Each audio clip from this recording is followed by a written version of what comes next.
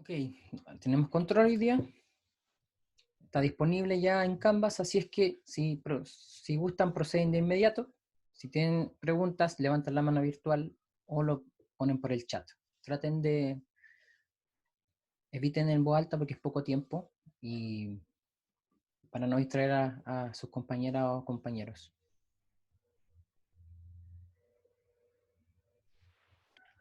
A las 14:15 va a cerrarse el control en Canvas, así es que ténganlo en cuenta, quedan 5 minutos. ¿Listo? Si gustan, apaguen sus cámaras para que no les consuma tanto ancho de banda. Les voy a comentar brevemente el control, porque es de lo que vamos a ver hoy día. Fluidos no newtonianos. ¿Ya? Déjenme abrir la pauta para leerles tal cual. Para que...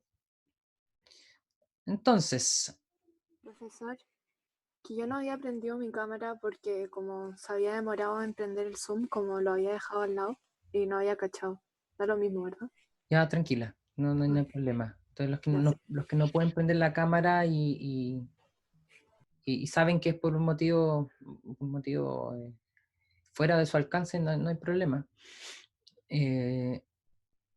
Aquí, antes de, Valeria me está preguntando por un ejercicio de la clase pasada y yo inmediatamente voy a pasar a eso. Voy a em, comentarle un poquito el control, es cortito. ¿Qué es fluido no newtoniano y en qué se diferencia un fluido no newtoniano? El fluido newtoniano es aquel donde el esfuerzo de corte aplicado es proporcional a la velocidad de formación del fluido. La velocidad de formación es un cambio de velocidad respecto al cambio de la posición. ¿Ya? El factor de proporcionalidad en un fluido newtoniano para el esfuerzo de corte respecto con la velocidad de formación es lo que nosotros llamamos viscosidad dinámica. Y está anunciado en la ley de viscosidad de Newton. El fluido no newtoniano tiene una relación distinta. No existe una viscosidad única, hay una viscosidad aparente. ¿De acuerdo? Por lo tanto, no es proporcional. Y va a depender del esfuerzo de formación, de cómo se va comportando a su vez la velocidad de formación, perdón, cómo se va comportando el esfuerzo de corte necesario para que un fluido escurra. Escurrir es el verbo que uno usa en estos casos. El esfuerzo de corte, por lo tanto, es una fuerza por unidad de área, y eso ya lo veníamos viendo de pérdidas por fricción. Y es la fuerza que se opone al movimiento del fluido, por lo tanto es la que se opone a que el fluido pueda escurrir, moverse. La velocidad de deformación, que es un gamma punto, uh, es 1 partido por segundo o bueno, por unidad de tiempo, son las unidades, y te dice la velocidad por posición. ¿Cuánto cambia la velocidad? ¿Cuál es el cambio de velocidad si yo cambio de posición en mi fluido? A eso se refiere. Si lo quieren ver como una derivada de velocidad dividido por d, la coordenada que corresponda, de x, de y, de z, dependiendo cómo tengan su eje de coordenadas. Tercera pregunta era enunciar la ley de potencia. Se las voy a mostrar para que la pueden colocar de cualquier manera, da lo mismo cómo se la arreglaron con el texto. La idea era que aparecieran 3 términos: esfuerzo de corte, velocidad de formación y algo que dijera que hay una viscosidad aparente. Entonces aquí está. La ley de potencia dice que vamos a tener que tau, el esfuerzo de corte, va a ser proporcional a la velocidad de formación elevado a un n. Esa es la ley de potencia. Entonces uno hace un reordenamiento para decir, mire, vamos a interpretarlo igual que la ley de viscosidad de Newton para fluidos newtonianos, pero en vez de tener una viscosidad dinámica única, tenemos una función de la velocidad de formación, y esa es una viscosidad aparente. ¿De acuerdo? Entonces, cualquiera de las tres que hayan puesto está bien. Solamente decir que M y N son parámetros. No sé si deben acordar que el M se llama factor de consistencia y N el índice de flujo, pero que se acordaran de que ese parámetro existen, y que para un fluido newtoniano esta viscosidad aparente se transforma en la viscosidad dinámica y el N es igual a 1. ¿De acuerdo? ¿Ya? Entonces, una expresión, como hayan podido ponerla en texto, explicar de qué se trata cada término, y decir que cuando el exponente es 1 y la viscosidad aparente se transforma, o el M se transforma en la viscosidad dinámica en la ley de potencia. Entonces, la más simple era la primera versión, y explicar qué es lo que era M y N, y qué valores tomaba como fluido newtoniano. ¿Ya?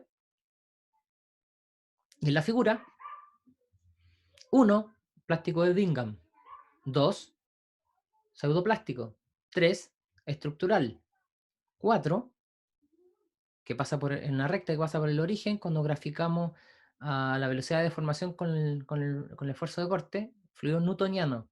5, es un dilatante. Esos eran los nombres. ¿Ya?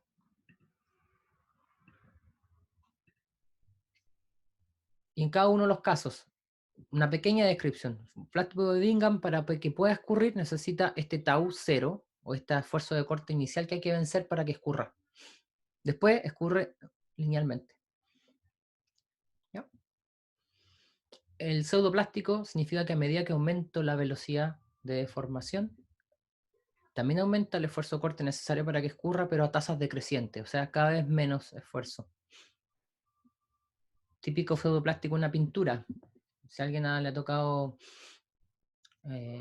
revolver una pintura que estaba guardada un rato, ya se abrió en algún momento y está guardado, y uno le echa un poco de diluyente si necesita diluirlo un poco. Si lo empieza a revolver o a mezclar más rápidamente, ese fluido es más fácil. Eso quiere decir con que cada vez que yo aplico un esfuerzo de una deformación más rápida, el esfuerzo de corte necesario cada vez es mayor, pero cada vez cuesta menos. El estructural es bien especial, y aquí les voy a leer lo estructural, lo voy a dejar de compartir. Pero lo estructural es que la viscosidad aparente tiene un comportamiento distinto dependiendo del rango de velocidad de formación. Entonces, en algún momento se comporta como pseudoplástico y en otro caso como dilatante. Y aprovecho de decir un dilatante. El dilatante es aquel que aumenta la velocidad de formación, también aumenta el esfuerzo de corte necesario, pero a tasas crecientes. O sea, cada vez necesito un mayor esfuerzo para poder hacerlo escurrir. Es muy, muy raro ese comportamiento, y generalmente son polímeros, el tipo de material que se comporta como fluido dilatante.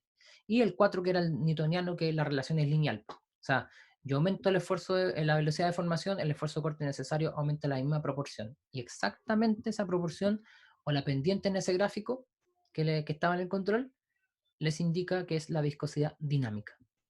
¿Ya?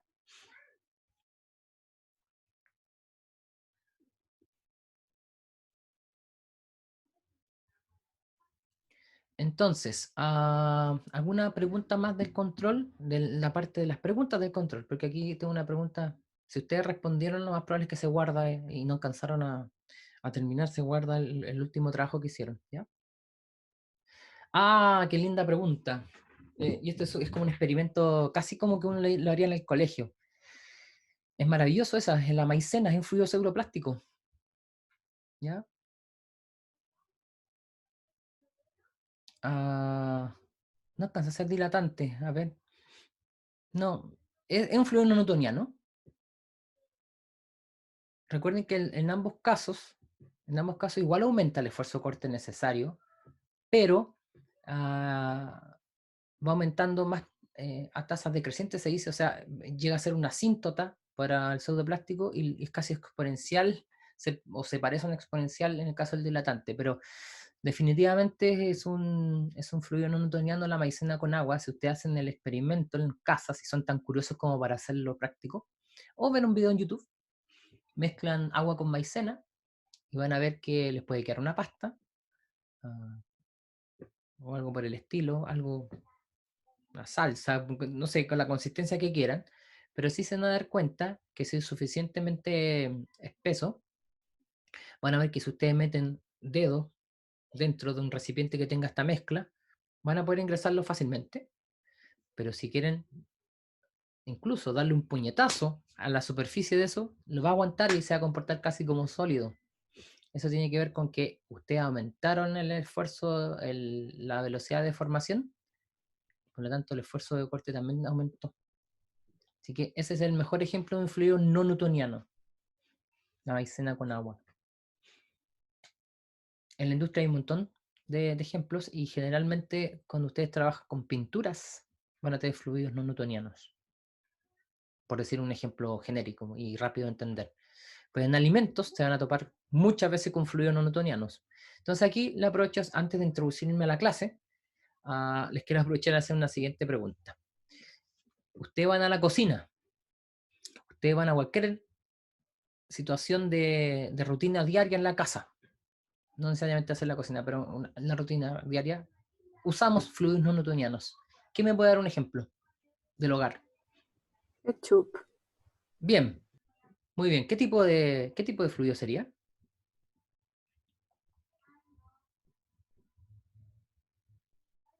Denme otro ejemplo también y ahí los pueden sacar por deducción. ¿Qué otro ejemplo en casa tenemos de fluido no newtoniano? Pasta Pasta de de dientes. dientes. La pasta de dientes, perfecto. La pasta afeitar, muy bien. Todo, son del mismo tipo, les puedo anticipar. Entonces, bien, Elisa aquí no lo afirma, más bien una pregunta. Pero tiene razón, es un plástico de Bingham. Ustedes una vez que, por eso hay que apretar el envase de la pasta de dientes para que salga, ese es un esfuerzo de corte inicial que hay que hacer. Una presión que estamos haciendo por unidad de área que permita que empiece a escurrir el fluido. Pero una vez que escurre con una cierta proporcionalidad a la velocidad de formación. Y es por eso que dependiendo un poquito de qué dependa que escurra esto, una vez que ya le apliqué el esfuerzo inicial, las tapas de este tipo de fluidos son anchas, para que permitan que el escurrimiento suceda. Si son muy pequeñitas, delgadas, a lo mejor el esfuerzo de corte se hace mucho mayor. ¿Ya? Aquí me pregunta si la mayonesa sería como el ketchup o el yogur, ¿qué sería? Ah, por favor, no confundir, no necesariamente son estos ejemplos, pero no confundir que algo sea muy viscoso con que algo sea un fluido no newtoniano. Algo puede ser muy viscoso, pero sigue comportándose en forma proporcional el esfuerzo de corte respecto a la velocidad de deformación. ¿Ya? Pero en el caso de la mayonesa, también es un fluido no newtoniano. O sea, la mayonesa tú, si tienes la pones que escurra a favor de la fuerza de gravedad, y la entrada, bueno, en este caso salida, es muy pequeña, eso no va a ocurrir solo. Necesita que tú les des una presión inicial, un esfuerzo de corte inicial. Recuerden que el esfuerzo de corte es una presión, fuerza por unidad de área. Entonces, sí, la mayonesa es un fluido no newtoniano. El yogur tengo mis dudas porque el yogur es más bien viscoso. No, depende con qué esté combinado, pero el yogur propiamente tal, ustedes hagan el siguiente ejemplo, lo ponen con una fuerza, la fuerza de gravedad y es suficiente para que se mueva. A lo mejor es tan pequeño el tau inicial que se puede clasificar como newtoniano y no como Bingham. Pero el yogur yo creo que es un fluido newtoniano que solamente es muy viscoso, ¿ya? Ah, pero claramente los Bingham se parecen al fluido newtoniano una vez que ya están escurriendo, pero necesitan un esfuerzo inicial para que empiecen a escurrir. Y todos los demás cosas extrañas que suceden con fluidos no newtonianos son tan raros como, a ver, se los voy a mostrar después en el cuaderno, ¿ya? Pero piensen ustedes, si me están viendo en la cámara, el vórtice de un fluido newtoniano, cuando se está agitando, se forma hacia abajo y parece una parábola, ¿ya? En un polímero, que es un fluido no newtoniano, el vórtice se forma hacia arriba. O sea, empieza a subir por nuestro agitador, por el eje del agitador. Si alguno de ustedes hace preparación en casa con harina,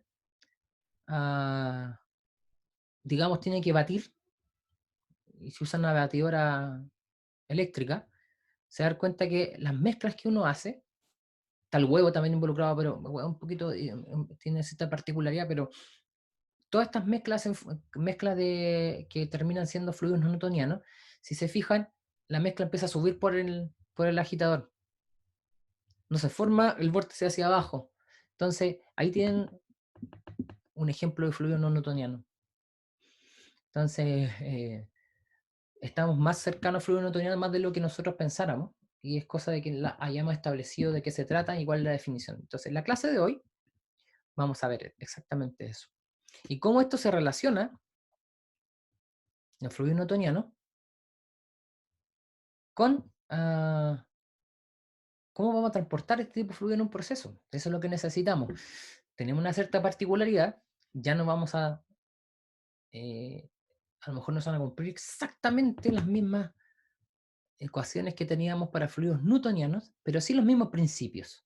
Y van a modificarse ciertas cosas. Lo primero que se va a modificar, la viscosidad, porque ahora no tenemos una viscosidad dinámica única, tenemos una viscosidad aparente.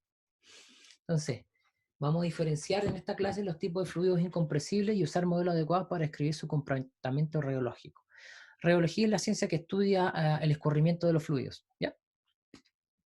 Luego explicar que existen perfiles de velocidad que se adaptan a fluidos no newtonianos. Por lo tanto, vamos a tener una nueva forma de calcular factores de fricción para estos fluidos. Es más, vamos a tener una nueva forma de calcular el Reynolds, que es el número adimensional que usamos típicamente cuando queremos ver cómo escurre un fluido y en qué régimen lo hace. Va a haber un régimen, va a haber un número de Reynolds que va a incluir esta nueva propiedad, entre comillas le pongo, nueva propiedad para los fluidos no newtonianos, que es esta viscosidad aparente. Y vamos a ver de qué se trata. Entonces vamos a tener que, tenemos un rango de materiales con cierta viscosidad, y el rango aparece acá en la izquierda, la figura del rango viscoelástico, del líquido viscoelástico sólido viscoelástico, que significa que vamos a tener líquidos muy viscosos y va a tener líquidos mucho más viscosos que podrían tener incluso un comportamiento sólido, hasta llegar a un sólido propiamente tal, que aquí sale el sólido Hookeano, que está el módulo de Young y todo eso, ¿ya? Pero eso es ya llegar al sólido. Pero hay fluidos que son tan viscosos que su comportamiento pareciera que fuera un, un, un sólido, ¿ya? Y por el lado acá, que la gama de fluidos que se comportan en forma newtoniana en cuanto a la viscosidad van números bien bajitos, del orden de 10 a la menos algo, 10 a la menos 1, 10 a la menos 2, 10 a la menos 3. Pueden haber fluidos, como decía, muy viscosos, pero siguen comportándose en forma newtoniana, pero hay que siempre ver los datos al respecto. Entonces tenemos que la viscosidad aparente aproximada de ciertos fluidos significa viscosidad aparente que yo a cierta velocidad de deformación yo determino cuál es la viscosidad, ¿ya? Y aquí tenemos que hacer una salvedad con los instrumentos que se usan para medir viscosidad, porque hay viscosímetros que miden la propiedad de solamente la viscosidad y generalmente son para fluidos no newtonianos, newtonianos, donde la viscosidad es un número.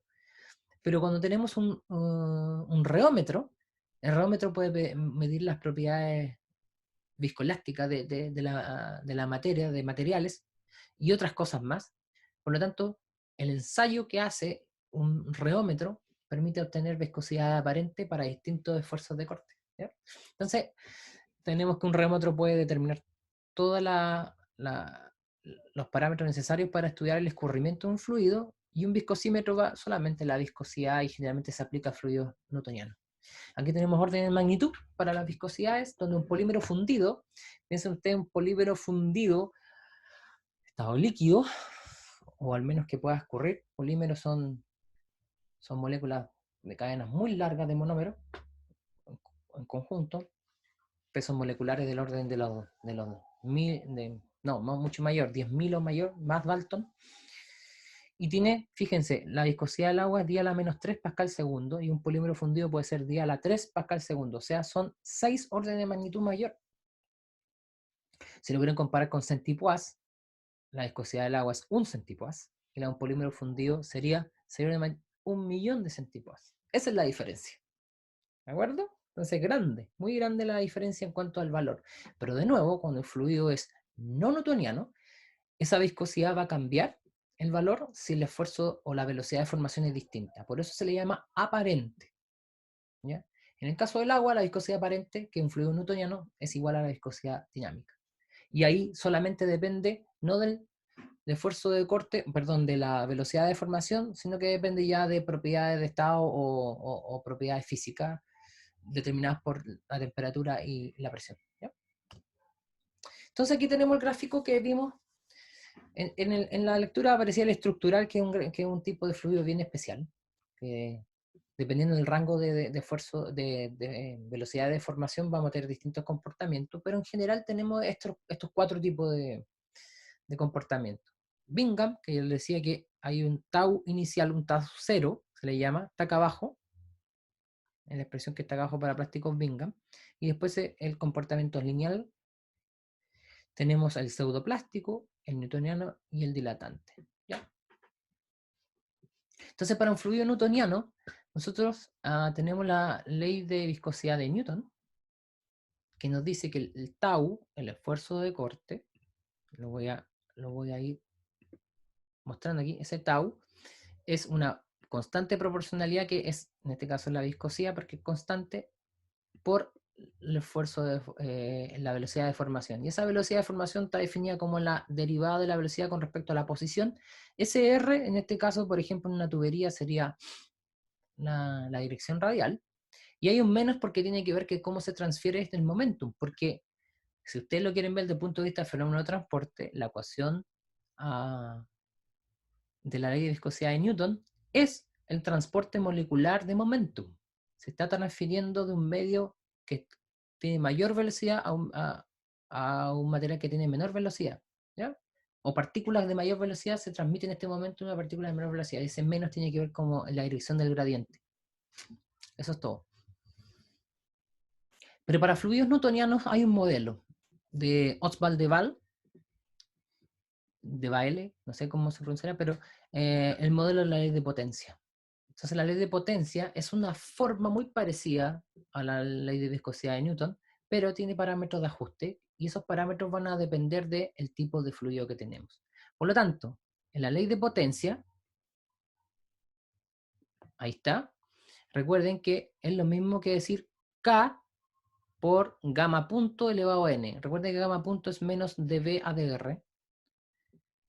Y en este caso, K el índice de consistencia y N el índice de comportamiento del fluido. ¿Por qué comportamiento del fluido? Porque el N va a determinar si es pseudoplástico, newtoniano o dilatante. Si es N es 1, es newtoniano, y K debería ser la viscosidad dinámica.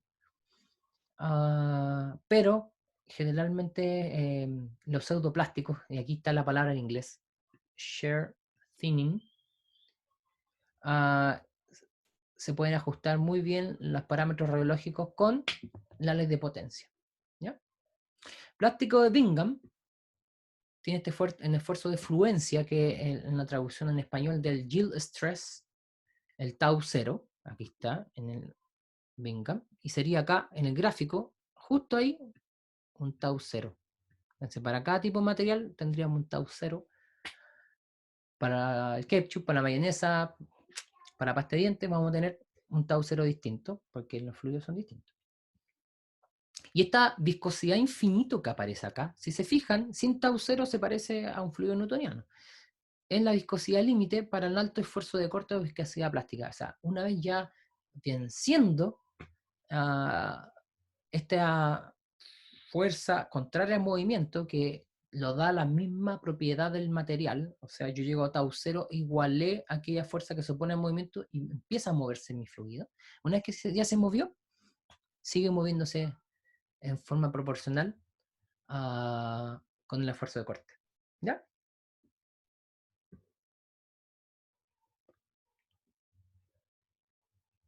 Entonces la viscosidad aparente va a ser aquella que va a estar acompañando aquí al gamma punto. Aquí está la viscosidad aparente. La estoy encerrando en rojo. Esa viscosidad aparente es proporcional a la velocidad de formación, pero la velocidad de formación también, si cambia, va a cambiar esa viscosidad aparente. Esa viscosidad aparente no es constante. ¿Por qué? Porque acá está, para un fluido pseudoplástico, vamos a tener que la viscosidad aparente es igual a K por el esfuerzo, la velocidad de formación elevado a n-1, donde K y n son los parámetros de la ley de potencia. ¿Ya? Si yo tengo cómo calcular el tau y la velocidad de formación para cierta condición, yo tengo automáticamente mi viscosidad aparente. ¿Ya? En algunos libros usan en general la letra, ¿cómo se llama? Eta para la viscosidad. Bueno, a falta de notación nuevamente en todos los libros, para nosotros eta la miramos y pensamos que es una eficiencia. Ok, en el campo de la rheología, eta es la letra que se usa para la viscosidad generalizada, la aparente y se transforma en mu cuando es fluido newtoniano. Así que atentos de nuevo con la notación porque no siempre nos favorece, más bien a veces podría confundirnos un poquito. Para el plástico de Bingham, vamos a tener que la viscosidad aparente, o sea, si nosotros somos capaces de colocarlo de esta forma, el plástico de Bingham, como tau igual viscosidad aparente igual gamma punto, vamos a tener que la viscosidad aparente en el caso de Bingham está dada por esta expresión que está acá abajo, que sería el tau 0 partido por el esfuerzo en la velocidad de formación y ese mu infinito. Cuando la viscosidad aparente se va a infinito, o sea, es muy grande, cuando la velocidad de formación es cero. ¿Qué significa eso? Ustedes no ejercen ninguna presión sobre un fluido no newtoniano de plástico de Bingham y este no se va a mover. Eso significa la viscosidad aparente infinito, o sea, se comporta como sólido. No va a escurrir. Eso está diciendo esa expresión matemática. Aquí tenemos unos ejemplos muy interesantes. Casi todos, si se dan cuenta, vienen de la industria de alimentos. ¿Por qué? Porque en alimentos, una de las cosas, para mí suceden las dos cosas. Es difícil, pero fascinante también porque nos plantean desafíos. Para materia inerte, por decirlo así, o que no tenga origen más bien sintético, las propiedades se miden rápidamente en laboratorio y uno puede homogeneizar tanto como quiera, pero en la naturaleza uno obtiene los compuestos de forma natural en las proporciones que crecieron nomás, y yo tengo que convivir con esta heterogeneidad de las propiedades de los materiales que se usan para alimentos, y que sobre todo los que uno consigue en la naturaleza. Por lo tanto, cuando yo voy a producir un alimento, antes siquiera de ponerlo en el mercado, si yo soy una empresa bien establecida, um, yo investigo un montón en alimentos y una de las cosas que más se investiga en alimentos es esto, las propiedades reológicas. ¿Por qué? Porque uno cuando come quiere sentir ciertas sensaciones, las propiedades organolépticas que se le llaman de los alimentos, ciertas sensaciones al comer que sean placenteras. Entonces, la viscosidad, claro que va a ayudar. No sé si hay como una caluga que tiene una viscosidad tendiendo a infinito, casi un sólido, y a medida que uno, no necesariamente hace un fluido no newtoniano, pero me estoy dando el ejemplo de la sensación al comer. Si esa viscosidad disminuye por el hecho de que la temperatura aumenta un poco al comerlo, esto se empieza a suavizar y empieza a comerlo de forma más agradable. Ok, detrás de eso, aunque parezca el alimento más simple, siempre hay un cierto estudio. Bueno, volviendo al ejemplo que sale aquí en el cuadro, tenemos cosas como mostaza, pasta de tomate, concentrado de tomate, jugo de tomate. Los tres vienen del hecho de procesar tomates frescos. Mayonesa, jugo concentrado de naranja, jugo de manzana y aceite de oliva. Todos tienen eh, tienen el comportamiento de fluido no newtoniano y tenemos ahí aplicando los valores de K y N de la ley de potencia en cada uno de estos fluidos. ¿Alguna pregunta? Se fijan, hay tres derivados del tomate. Pasta de tomate, concentrado de tomate, jugo de tomate. Y todos van a tener distintas, fíjense los parámetros de la ley de potencia para estos fluidos no newtonianos. Obviamente influye la concentración de sólidos solubles, SS, 70% de sólido. Obviamente la pasta de tomate uno la va a percibir más viscosa que el concentrado de tomate y a su vez más viscoso que el jugo de tomate. El jugo de tomate prácticamente es un líquido con sólidos disueltos o sólidos suspendidos, pero tiene un comportamiento que no es newtoniano. ¿Ya? Lo mismo se puede aplicar para mayonesa también con el de potencia, también se puede usar. Y lo mismo para... Miren, fíjense, el aceite de oliva también tiene ciertas características que hacen que sea fluido no newtoniano. ¿Ya? Vamos. Entonces, ¿qué pasa con un fluido no newtoniano a nivel microestructural?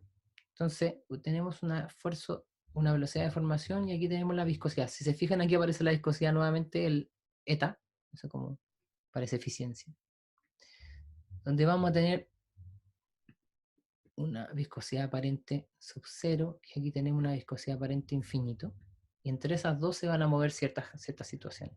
Entonces, primero, tenemos aquí el módulo que sea esto que la viscosidad es casi infinito, aunque la velocidad de formación sea pequeña, y vamos a tener sólidos. Entonces viene de la zona sólida, pasando después a algo que parece sólido, pero puede escurrir muy lentamente, y va a tener una cierta viscosidad inicial, que va a ir disminuyendo a medida que, de nuevo, es viscosidad aparente, a medida que va aumentando la velocidad de formación. ¿Y qué sucede? ¿Qué sucede con estas cosas? Si ustedes tienen ciertas, en la nivel microestructural, acá cuando llegamos a este nivel de eta sub 0, vamos a tener ciertas partículas, por ejemplo, esféricas. Aquí hay algunas partículas fracturadas o algunos hilos, dependiendo del tipo de moléculas que tengamos, donde aplicamos una velocidad de formación más grande y se empiezan a estirar estas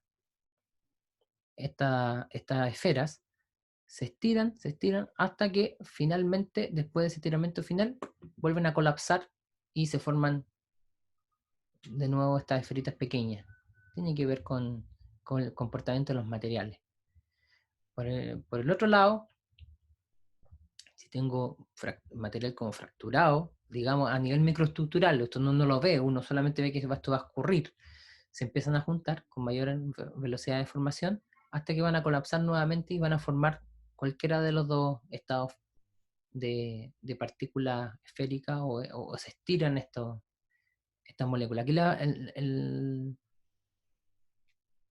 en el último estado que está que aparecen espirales, a medida que aumentamos la velocidad de formación, estos se van estirando.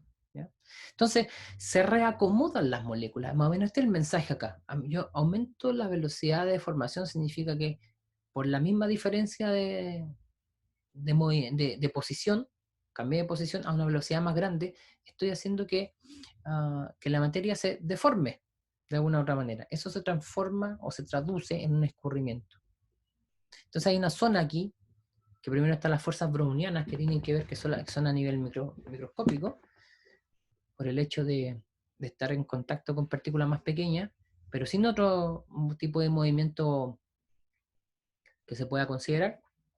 Y después viene la zona hidrodinámica y las fuerzas viscosas. Entonces, hidrodinámica, el esfuerzo de corte más pequeño, se me mueve, y las fuerzas viscosas ya cuando la velocidad de formación es muy grande, ya las fuerzas viscosas son las únicas que se van oponiendo al movimiento. ¿De acuerdo? Entonces, esto un poquito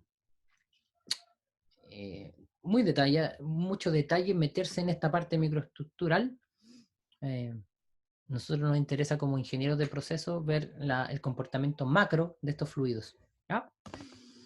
Y el comportamiento macro, nosotros necesitamos saber cómo poder transportar un fluido no newtoniano de un punto a otro en un proceso. Si queremos transportar, por ejemplo, pasta de tomate en la industria de alimentos, se hace todos los días, pasta de tomate entre dos estanques que están a distinto nivel, por lo tanto, en algún momento incluso necesitar una bomba. Y ya vamos a ver las bombas para este tipo de fluidos, tienen una cierta particularidad. Entonces, ¿qué necesito yo? Yo necesito que el flujo que yo voy a estimar o voy a calcular para mi fluido no newtoniano va a depender de que yo tenga una velocidad, un perfil de velocidad, mejor dicho, o un gradiente radial de mi velocidad, integrado en todo el área, el perímetro mojado en este caso, que es 2πr, está puesto en función de la radio, evaluado entre la posición radial 0 y R0, que sería el radio total de la tubería. Teniendo eso, yo voy a poder evaluar cuál es el flujo en función de ese perfil. Por lo tanto, yo necesito obtener un perfil de velocidad en estos casos. En fluidos newtonianos, la velocidad promedio ya no es un numerito, a menos que la puedo medir, pero para el estudio de esto no es solamente tener una velocidad promedio, sino que esa velocidad promedio viene de determinar a partir de un perfil radial de velocidad. Entonces, si mi fluido sigue, o el fluido newtoniano sigue el modelo de ley de potencia, yo puedo traducir esto. No sé si se dan cuenta de dónde viene este dB ADR.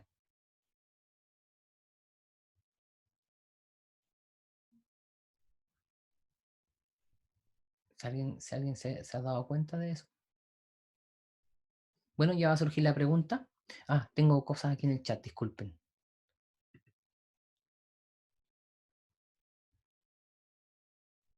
De gamma, muy bien, ¿no es cierto? ¿Ya? Esto viene del esfuerzo de deformación. Entonces ustedes integrando la ley de viscosidad, la ley de potencia va a salir de gamma eso. ¿Ya? Y vamos a poder establecer, fíjense, lo interesante de esto. Aquí hay un desarrollo matemático, ustedes lo pueden chequear por su cuenta, pero fijémonos en esta expresión que está en el fondo amarillo, que nos entrega información relevante. ¿Por qué es relevante? Porque nos va a decir, mira, nosotros si sabemos para este fluido esta información, vamos a poder determinar el escurrimiento. Nos están diciendo, usted calcule la pérdida de carga por unidad de largo, y aquí participa el 4 por D, que es solamente un del diámetro de la tubería y 4, un factor nomás. Pero ustedes pueden calcular la pérdida de carga en forma análoga, como lo hacíamos en las primeras partes del curso, con todos los parámetros involucrados en la ley de potencia, o sea, K y N, y a su vez la velocidad promedio y el diámetro de tubería. ¿Ya? Entonces, por eso es importante, cuando aplicamos la ley de potencia, saber cómo estimar Kn o que alguien nos entregue la información. K vale tanto, N vale tanto. Y con eso nosotros podemos generar todos los perfiles que necesitamos. ¿De acuerdo? Entonces, de nuevo, necesitamos un perfil de velocidad en función del radio para escurrir por una tubería, y a su vez también necesitaríamos establecer los valores de N y K en el modelo de ley de potencia. Siguiendo eso, vamos a también calcular esta velocidad promedio en función de ¿qué? Del esfuerzo de corte. Entonces, todo está interrelacionado. Se puede hacer de la manera que ustedes necesiten. Están todas las expresiones acá, ustedes pueden chequear la matemática, etcétera. Pero nuestro esfuerzo más grande ahora va a ser cómo velocidad en función de R, cómo la vamos a establecer. Fíjense, la ecuación pérdida de carga se puede colocar de dos maneras. ¿Y quién me puede decir tau W? ¿Qué es tau W?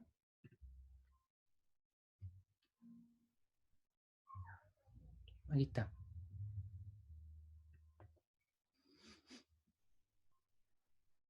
Gamma.w, aquí voy a ver el chat, tengo respuestas. Esfuerzo de corte en la pared, perfecto. Ese W en la pared, muy bien. Es nuestro subíndice para indicar que estamos en la posición radial igual al radio de la tubería, o sea, estamos justo en la pared. ¿Por qué es relevante eso? Porque tenemos información. El esfuerzo de corte es máximo. ¿Dónde es máximo en una tubería? ¿Alguien sí me puede decir? Primero veamos del punto de vista del escurrimiento mismo. La velocidad, ¿dónde es máxima en una tubería de sección transversal circular? Aquí tengo respuestas. Máxima en el centro y mínima en la pared. Ahora, el esfuerzo de corte, ¿dónde es máximo y dónde es mínimo? Para que escurra un fluido. Inverso, perfecto. En la pared es máximo el esfuerzo de corte, o sea, donde está el máximo esfuerzo de corte que se produce y que está en dirección en sentido contrario al movimiento, y en el centro es mínimo. ¿Ya? Por lo tanto, es siempre relevante tener el tau W, poder estimarlo de alguna manera. ¿Por qué? Porque vamos a tener cuál va a ser el valor máximo que vamos a tener, y el que vamos a tener que vencer en algún momento. Porque si no podemos vencer ese esfuerzo de corte máximo, el fluido le va a costar más moverse, o sea, escurrir. Y aquí, si se fijan, el gamma punto evaluado en la pared, de nuevo está en función de el n, que es el exponente en la ley de potencia, y parámetros que son operacionales, pues la velocidad promedio y el diámetro de la tubería. ¿De acuerdo? Entonces, esto que está acá es poner la expresión para fluidos no newtonianos, en el caso que sigan la ley de potencia, en la misma forma que nosotros lo habíamos hecho para el escurrimiento y estimar las pérdidas por fricción. Vamos a tener un factor acá. Este factor ahora depende de los parámetros de nuestro modelo de ley de potencia. Entonces, todo apunta a que vamos a tener que establecer una velocidad en función del radio y vamos a tener que establecer cómo vamos a determinar K y N de la ley de potencia. Hasta allá vamos. Entonces, ¿cómo vamos a determinar nuestros perfiles de velocidad? Y en este caso, en tuberías seculares. Entonces, lo primero que cualitativamente, debe ser un caso obviamente experimental, pero en general, ¿cómo vamos a ver los perfiles? Entonces tenemos una parábola muy puntiaguda, mejor dicho, de un fluido newtoniano. Los fluidos que siguen o que se pueden modelar, mejor dicho, con la ley de potencia, van a tener también una parábola, pero un poquito achatada en la punta. Y finalmente lo de Bingham es prácticamente un flujo tapón, o sea, un frente se mueve a la misma velocidad y hay muy poco fluido que está muy cercano a la tubería, a la pared de la tubería, perdón, que va a tener un perfil distinto. Entonces, ahí está la gran diferencia. Si se fijan, el cero está acá, este cero indica justo, disculpen que no sea tan recto, pero ahí lo marqué con rojo, eso sería el eje central de la tubería. ¿Ya? Entonces, el análisis de esto es simétrico. Lo que sucede a un lado de la tubería sucede al otro también. Y donde nos están diciendo, mire, si usted sigue la ley de potencia, voy a tener la relación entre el perfil de velocidad con respecto al radio en función de la velocidad promedio es la que nosotros nos gustaría que nos entregaran y con esa trabajar siempre, pero no se puede en este caso de fluidos no newtonianos, un poquito más complicado. De nuevo, parámetro n de la ley de potencia, y aquí el radio, la posición radial en cualquier lugar de la tubería, y R sub 0, que es el radio total. Verifiquemos para un fluido que sigue la ley de potencia. O sea, el caso del medio. R igual 0. R igual 0 significa que la razón entre la velocidad evaluada en cualquier posición, o sea, v de 0 es la velocidad promedio factorizada por este grupo 3n más 1 dividido por n más 1. R igual R0, o sea, cómo se evalúa en la pared este perfil de velocidad, significa que voy a tener 1 menos 1, todo esto va a ser 0, y de nuevo se cumple en la otra condición de borde, es que la velocidad va a ser 0 en la pared. Entre medio, los valores que ustedes necesiten. ¿Ya?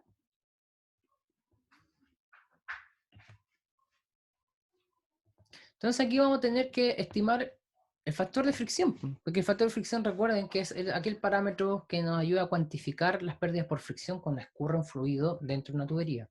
En general, para cualquier confinamiento, pero lo más práctico para nosotros es que escurra dentro de una tubería de sección transversal circular. Entonces, para fluidos no newtonianos tenemos que expresar esto en no un nuevo, sino que una nueva forma de calcular Reynolds. O sea, tener un Reynolds generalizado se le llama. Entonces, partimos de este análisis. Pregunta, aquí estoy destacando, F igual 16 partido por Reynolds. Reynolds primas porque el Reynolds modificado o generalizado. Ese factor de fricción es de... ¿Cuál es el apellido? Factor de fricción a ese que está ahí.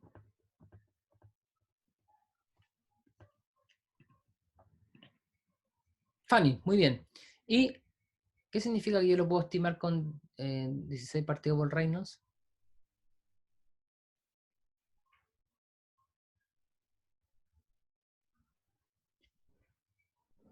¿No es cierto? Entonces, uno esperaría que fluidos newtonianos fluyan en un régimen laminar. ¿Por qué? Los esfuerzos de corte que no son suficientes para que esto llegue a este régimen turbulento. Y en la práctica generalmente se van a dar esas situaciones. Entonces estamos diciendo que nuestro F de las definiciones iniciales que hicimos en el curso es igual al tau en la pared, por eso es importante tenerlo, partido por ρ velocidad promedio cuadrado partido por 2. Por lo tanto, para estimar F necesitamos saber la velocidad promedio y el tau en la pared. Y el tau en la pared ya lo tenemos de antes. Va a ser este tau por Kp y la expresión elevado a n. Y eso, reordenando, nos va a dar el Reynolds. Y ustedes lo reordenan y nuevamente vamos a poder colocar el Reynolds, acá está, lo estoy destacando. El Reynolds lo vamos a poder colocar en una forma de ρ, velocidad promedio, diámetro, dividido por una viscosidad, pero ahora ya no es la viscosidad dinámica, es la viscosidad aparente dada por la expresión que está acá abajo. Reordenando el Kp, poniéndole lo de que depende, nuestra viscosidad aparente depende del K de la ley de potencia, el N de la ley de potencia. De nuevo, necesitamos estimar estos dos parámetros. Y, como siempre, hay una velocidad y un diámetro involucrado. ¿De acuerdo? Entonces, el Reynolds, cuando lo calculemos para fluido no newtoniano, tenemos que usar lo mismo que siempre, solamente la precaución de que la viscosidad hay que recalcularla porque va a depender del esfuerzo de corte y de la velocidad de formación, mejor dicho. Entonces, ustedes van a tener que, de alguna manera, establecer los valores de N y K de la ley de potencia. Ya vamos a llegar a eso, cómo se calcula. Entonces aquí hay un gráfico, muy parecido al gráfico de Moody, que nos entrega el factor de fricción en función del Reynolds. Y si se fijan abajo en el eje de las abscisas, dice un Reynolds de la ley de potencia. ¿Ya? Es un Reynolds modificado usando la ley de potencia. Por lo tanto, van a tener la siguiente información. Aquí en la leyenda del gráfico dice que experimental versus extrapolado. Experimental significa que obviamente se completó eso y se validó con información experimental, y lo otro se supone que el comportamiento es más o menos similar, dependiendo del valor de n. N igual 0. N igual 0. Miren, el caso que está acá abajo. Si yo miro la viscosidad aparente, si n es 0, voy a tener elevado a 0, todo esto es 1, y esto elevado a la menos 1, va a depender del valor de K, no sé qué valor me va a llevar. Y la ley de potencia, ¿cómo se vería esto? Tau por K gamma punto elevado a n. Si n es 0, significa que el tau es igual a ese K. Eso tendrían algo en la ley de potencia en su forma original. Entonces, pregunta. Bueno, acá arriba sale en todo caso. Aquellos fluidos que sigan la ley de potencia, se calcula el factor de fricción de esa manera. No importa el tipo de fluido que sea, siempre cuando siga la ley de potencia. Y después de un cierto Reynolds, en este caso sería, si tenemos 10 a la 3, esto es 1000, de 3000 hacia arriba ya tenemos, se diferencia el factor de fricción dependiendo de el número de Reynolds que nos da y el número, el n, el exponente. ¿Cómo se llama el n? Volvamos. En la ley de potencia. K es el índice de consistencia y N el índice de comportamiento de flujo. ¿Ya?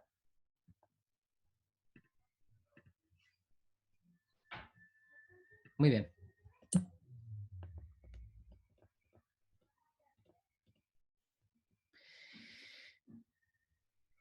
Además, me faltaba aquí debajo del gráfico, ustedes pueden ver el valor del factor de fricción directamente del gráfico o aplicar la expresión que está ahí abajo.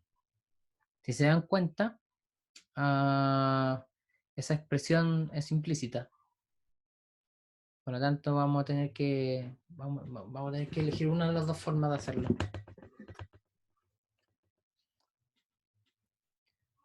¿Cómo fluyen los fluidos, los plásticos de Bingham? Generalmente la ley de potencia nosotros la asociamos a fluidos pseudoplásticos, ¿de acuerdo? Y se aplica bien. Pero lo de Bingham tiene unas ciertas particularidades. Primero que todo, se mueve como un frente casi. Un frente me refiero a esto, con un flujo tapón. Es como plug tie flow en inglés. Como pistón. Flujo pistón también le llaman. O sea, se está moviendo todo como un solo frente. Y en este caso, bueno, en todos los casos, de los fluidos no newtonianos, vamos a tener que el esfuerzo de corte es mínimo en el centro y máximo en las paredes. Esto está dando un perfil de esfuerzo de corte en función del radio. Pero particular para Bingham vamos a tener otra zona que identificar, la zona donde se quiebra este frente y empieza la zona curva, que está definido por un radio sub C, que es el core.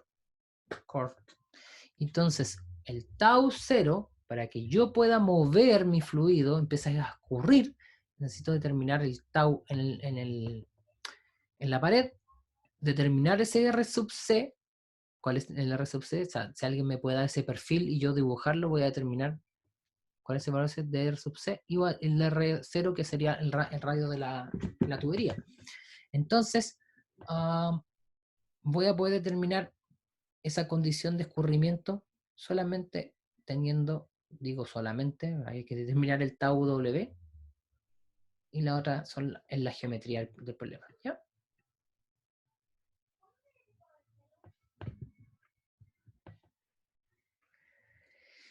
¿Alguna pregunta? Esa es toda la información que ustedes pueden obtener de esta diapositiva, que por lo demás es relevante, ¿ya? Pero importante que lo tengan claro. Entonces, cuando tenemos plástico de Bingham, vamos a tener la misma expresión general para el Q, o el flujo.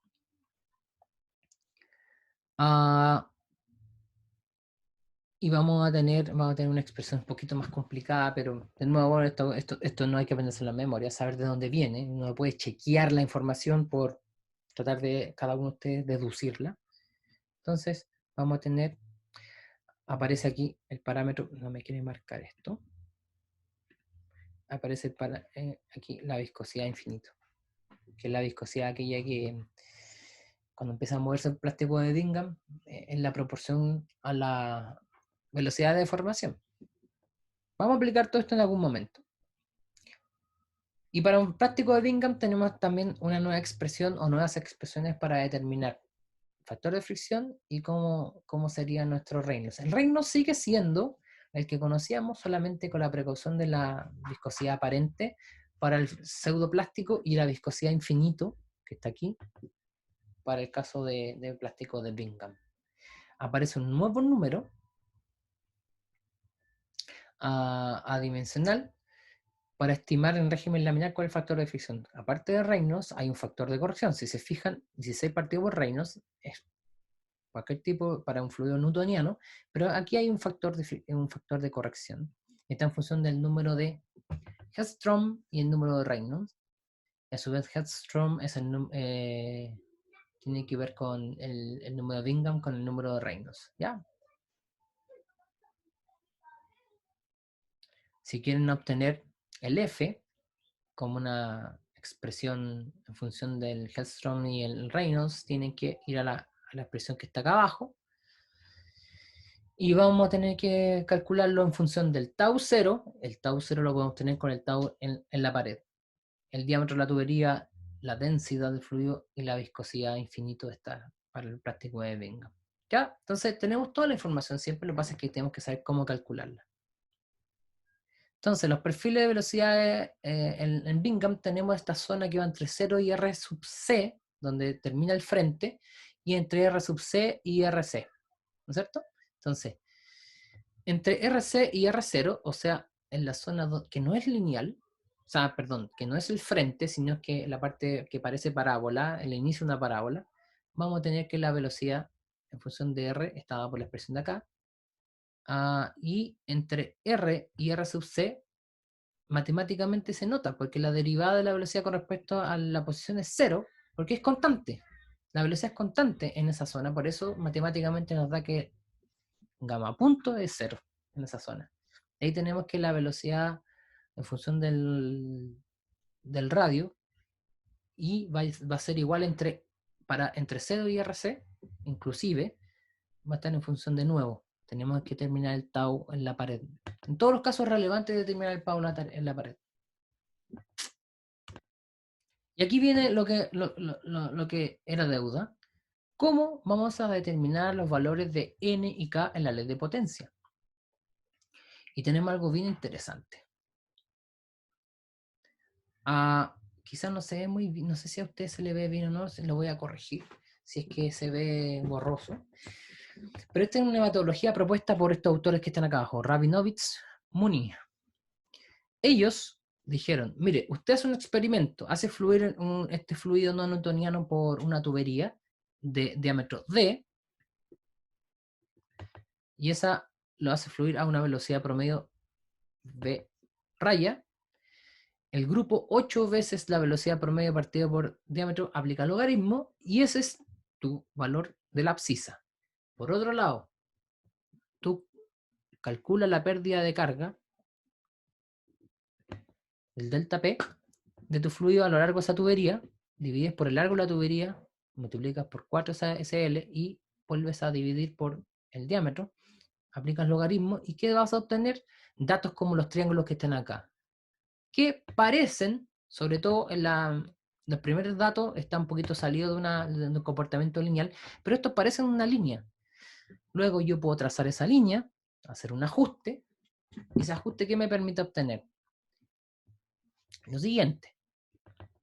Vamos a tener un n' y aquí el intercepto va a ser un logaritmo de k. ¿Ya? Aquí valor de 1, o sea, el logaritmo 1. Que me permite hacer esto, que el n' es igual al n de la ley de potencia y el k es igual a el k' va a ser igual a estos valores. Y aquí despejamos el k de la ley de potencia. Algo tan simple como hacer un experimento, hacer fluir un fluido con una tubería, usando solamente parámetros operacionales, vamos a obtener los valores de K y N. Por eso están reportadas para ciertos fluidos, porque es un experimento relativamente fácil. Ustedes no lo van a hacer, obviamente, pero es un experimento relativamente fácil y solamente relaciona variables del proceso, lo cual es deseable siempre. Entonces, N' es constante, que es igual al N, y el K que resulta de este ajuste le va a dar el K de la ley de potencia finalmente, con la expresión que está acá abajo. Y aquí está el resumen de la clase. Y en este resumen nosotros les planteamos que pérdidas por fricción siguen siendo las mismas, si se acuerdan. Delta P partido por ρ, y eso es 4F, ese F que parece multiplicado por 4 de Fanning, largo partido por el diámetro de la tubería, y una velocidad promedio elevado al cuadrado partido por 2. Entonces, esa es una tubería circular, pero en caso particular de fluido no newtoniano vamos a tener la división entre pseudoplástico y Bingham, que son los más usados y los más presentes en los procesos. Meterse con fluidos de otro tipo como dilatante, ya eso es muy complicado. Ya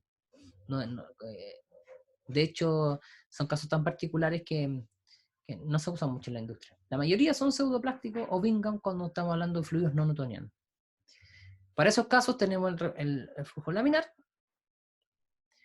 Si es que pseudoplásticos pueden transportarse en régimen turbulento, tenemos una expresión acá abajo, pero no es lo común. La mayor cantidad de veces van a encontrarlo como flujo laminar. Para flujo laminar, en la expresión del factor de fricción es la misma que teníamos antes, 16 partido por Reynolds, pero este Reynolds prima es un Reynolds evaluado en la viscosidad aparente, y la viscosidad aparente es función de velocidad, diámetro y los parámetros de la ley de potencia. En el caso de Bingham, va a aparecer un nuevo número adimensional que es de Hedstrom, y necesitamos terminar este mu infinito. ¿Ya? Entonces, vamos a... Sí, de inmediato, dígame. que el Bingham y que aparece abajo en la expresión para flujo turbulento, ese, Es un número dimensional que se calcula de esa con manera. el muy finito, ¿Sí? no con el muy aparente, aunque sea para pseudoplástico. Ah, ojo, pseudoplástico, Bingham, ¿ya? Ah, ya, ok, ok, gracias. ¿Ya? Listo. De nuevo les digo, en general, es difícil encontrar un fluido no newtoniano en un régimen turbulento. Los esfuerzos de corte que hay que vencer son muy grandes, por lo tanto la energía involucrada para hacer mover ese fluido, hacer que escurra en régimen turbulento es muy grande. ¿Ya? Listo. Vamos al ejercicio de hoy. Muy interesante, es de un plástico de Bingham. Y nos dan el perfil. ¿Qué perfil? A ver, déjenme llevarlo a la clase nuevamente. Para el ejercicio tenemos exactamente esta situación. Una tubería y nos dan la parte superior. Déjenme cambiar el color del lapicito para que quede más claro. Azul, estamos en esta zona. ¿Ya? En el ejercicio. Ahí está el perfil, donde nos da la posición radial, 0, el eje, y en la pared, 0.02 metros, que es lo mismo que 2 centímetros. Y tenemos la velocidad local axial, o sea, la velocidad en cada momento. Entonces, hay un punto aquí que la velocidad el perfil de velocidad nos establece el R sub C, ¿no es cierto? Donde la derivada empieza a ser cero. Por lo tanto, nos dice la pregunta. La tasa de deformación en la pared del fluido muy cerca de la pared, obviamente, es aproximadamente lo siguiente. ¿Qué es lo que harían en ese caso?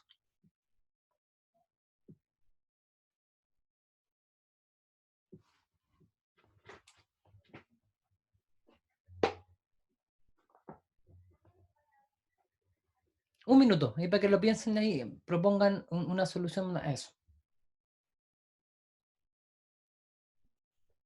Por mientras quiero compartir aquí el cuaderno.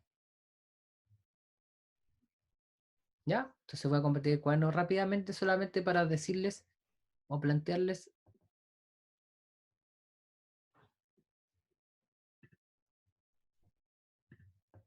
Fíjense en lo siguiente.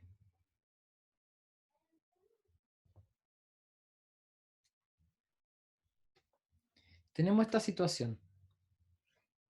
La tubería. Voy a cambiar el color.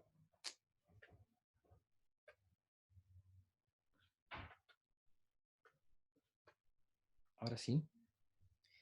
Tenemos.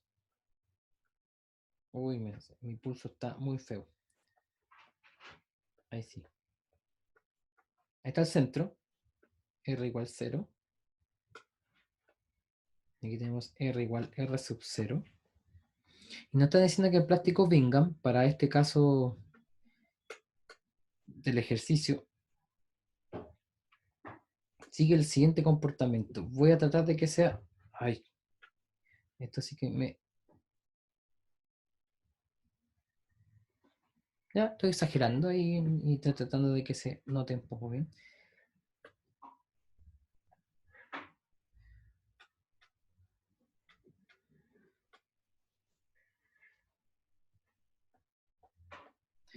Supongamos que eso está derecho. Déjenme hacerlo de nuevo para que se vea, note mejor, ¿ya?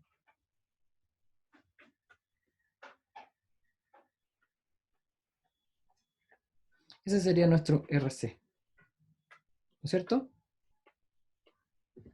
Entonces lo que nos está preguntando primero, ¿cuál es el tau en la pared? ¿Y cómo se definía tau de las clases? Tau en la pared.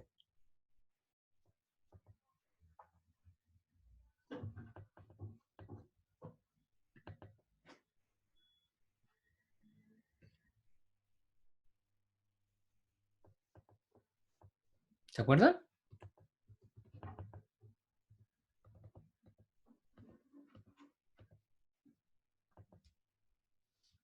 ¿Cuál es el tau en la pared?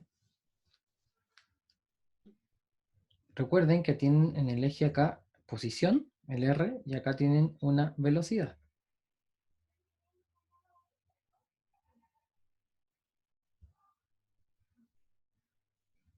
A ver, tengo una propuesta que aparece en el chat. Pero no tenemos K elevado n, acuérdate que en Bingham también. La ley de potencia no aplica directamente.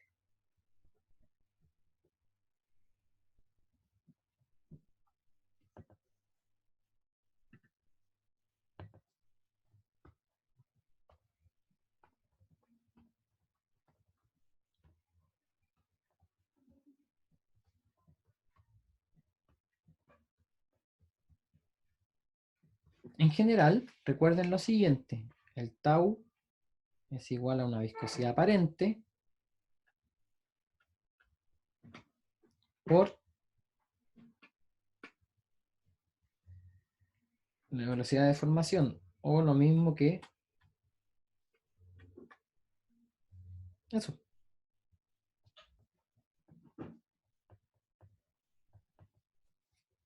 ¿Y se acuerdan para Bingham? ¿Cómo era la viscosidad aparente?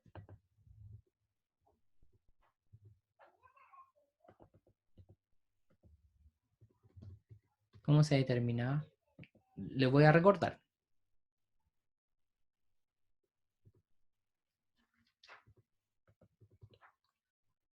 La viscosidad aparente, si lo buscan ahí, era en Bingham. Recuerden que es distinto para pseudoplástico.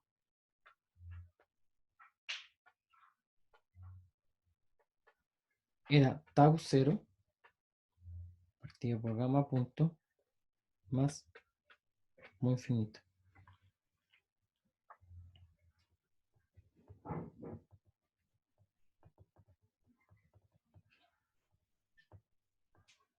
Entonces, de ese perfil, ¿cómo podrían estimarlo? Porque tampoco le están diciendo es aproximadamente un valor, muy cerca de la pared.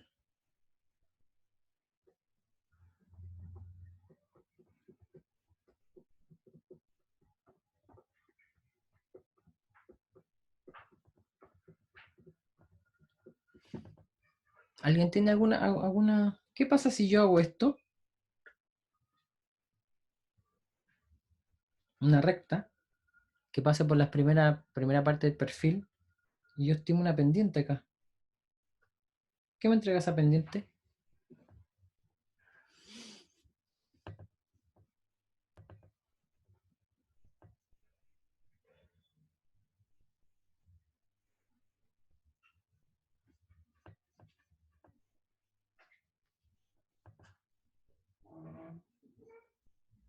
¿Ya? ¿Y cómo lo asocio con el tau?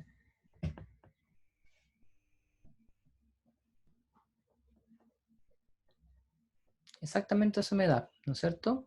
El de B a de R, o de R a de B, como quieran llamarlo.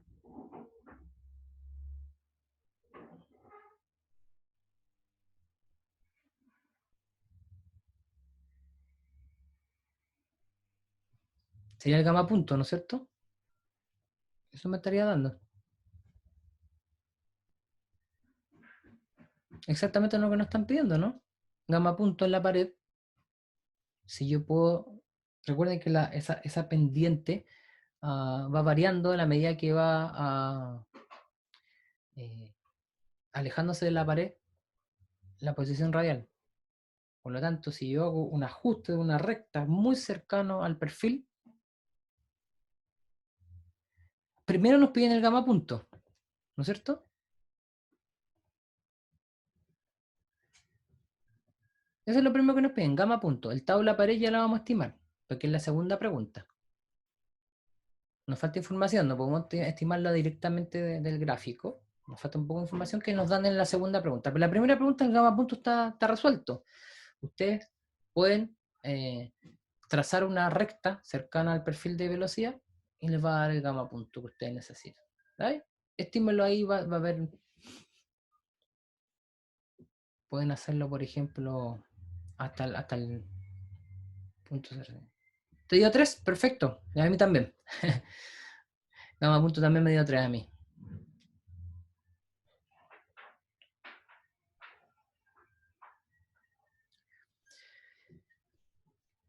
El 2.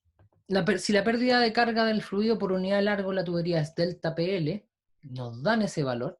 El esfuerzo cortante en la pared de la tubería TW es aproximadamente el siguiente. Entonces, tau W. Uy, estoy con rojo aquí.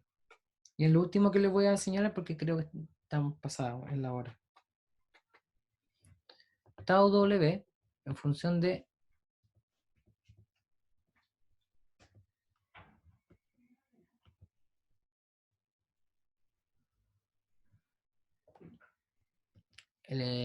la caída de presión por unidad de largo.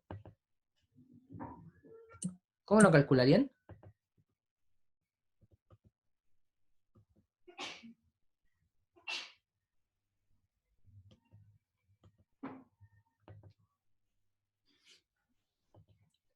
Sugerencias, un minuto nomás y con eso sería lo último que les daría.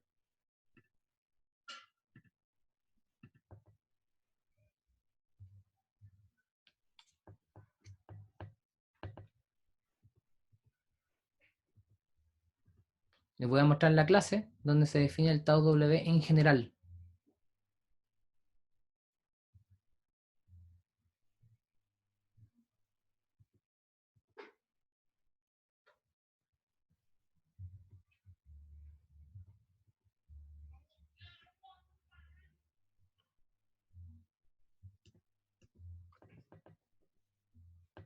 Búsquenlo en la clase.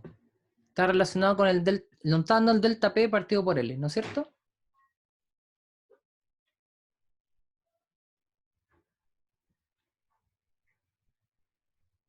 Tiene que ver con el diámetro y el número 4 que aparece por ahí, ¿no es cierto?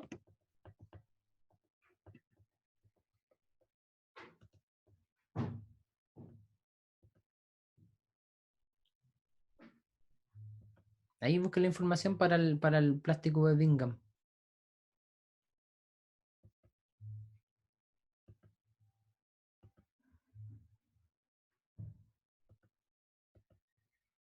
Y la definición general ni siquiera es particular para el plástico de Bingham.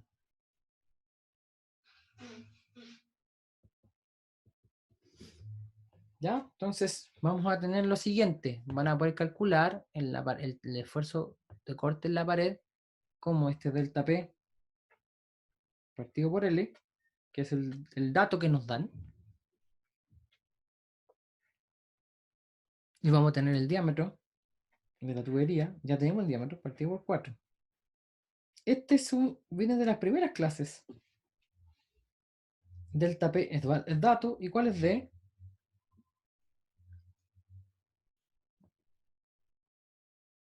Si ustedes van a la figura,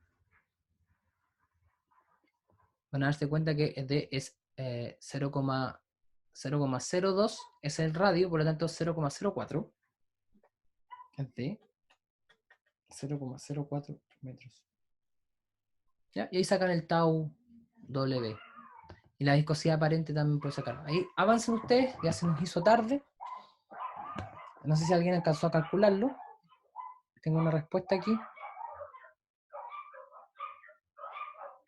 4 centímetros el tau. A ver, ¿cómo? Ah, ok, 4 centímetros el diámetro. Sí, perfecto, perfecto.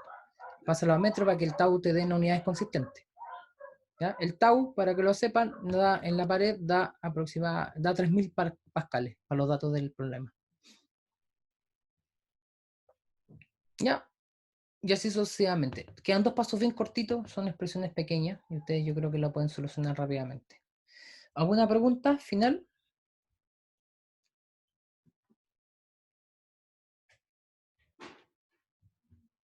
Ya, entonces lo dejamos hasta acá. Disculpen que me haya pasado un poco, pero quería terminar bien y dejarlo encaminados con el ejercicio. Así que les vaya bien, que tengan buen fin de semana.